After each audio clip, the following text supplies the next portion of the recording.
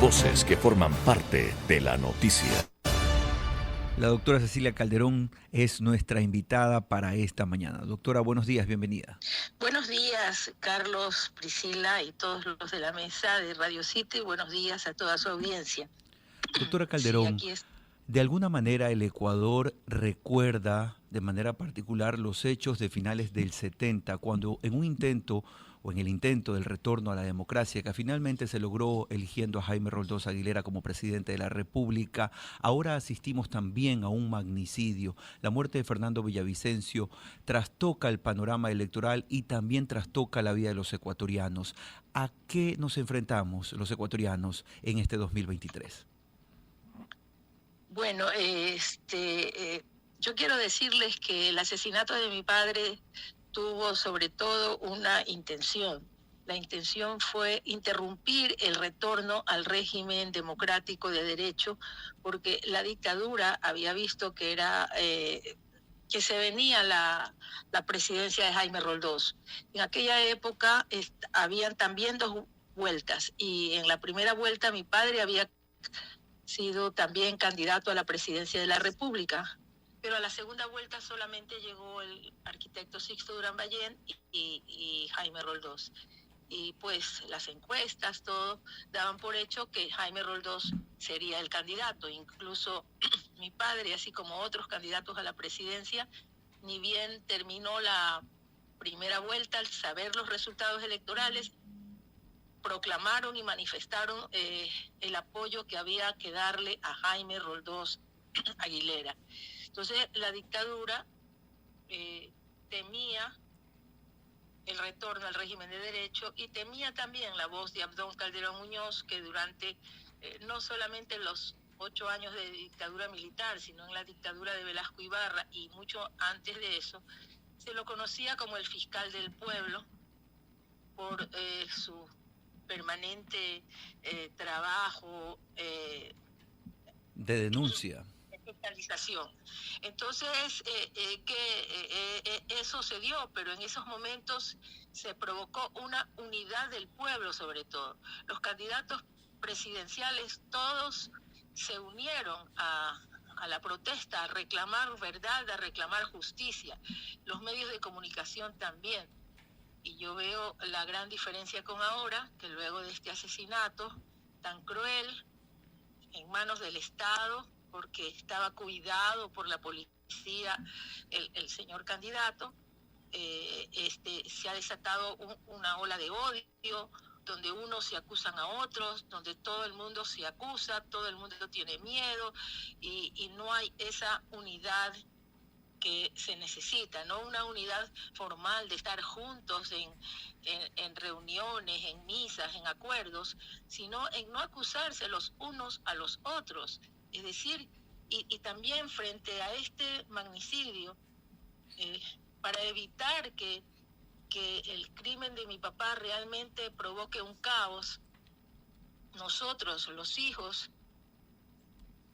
su familia, pero también sus partidarios, los miembros del partido Frente Radical Alfarista, supimos guardar la calma y la prudencia, porque la investigación tiene que darse con prudencia, con calma, para descubrir la verdad. Y la verdad que descubrimos y que se pudo comprobar, y es la primera vez en la historia del Ecuador que un crimen político llega a encontrar cuál es el origen intelectual. Y se estableció en un proceso judicial que terminó en sanción, que la orden se dio desde el Consejo Superior de Gobierno de la dictadura a través del ministro de Gobierno, el general Bolívar Jarrín-Cahueñas, que tuvo que ver la policía, que salió el dinero del erario nacional, que ese dinero fue trasladado por miembros de la policía a la gobernación del Guayas, que en la gobernación del Guayas se convocó a los sicarios, se les pagó y ellos pues cometieron el crimen. Lejos estamos, doctora Calderón, de poder enfrentar quizás una resolución de un caso de magnicidio en estos momentos. ¿Qué opina usted? Sí, porque en primer lugar yo veo con asombro un silencio total por parte de quienes son autoridad. el presidente de la República en la en la misma noche creo que dijo, esto es un crimen político. Y luego que él aseverara que es un crimen político, silencio por parte de las autoridades, y tuvimos que enterarnos de algunas cosas a través de la prensa de Colombia.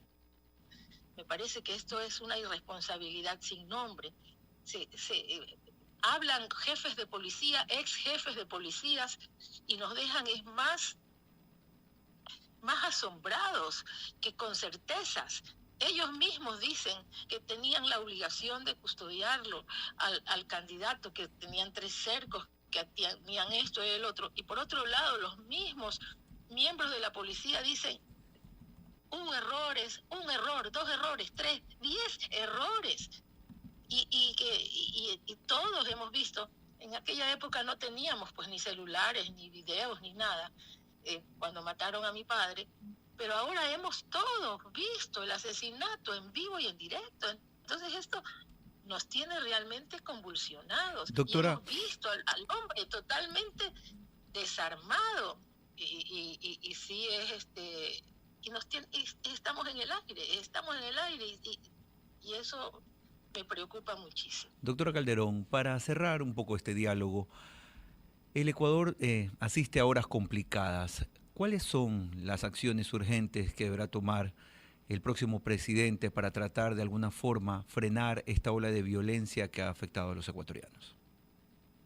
Yo creo que quien sea elegido presidente, primero los ciudadanos, nosotros tenemos que tomar una actitud también serena y madura.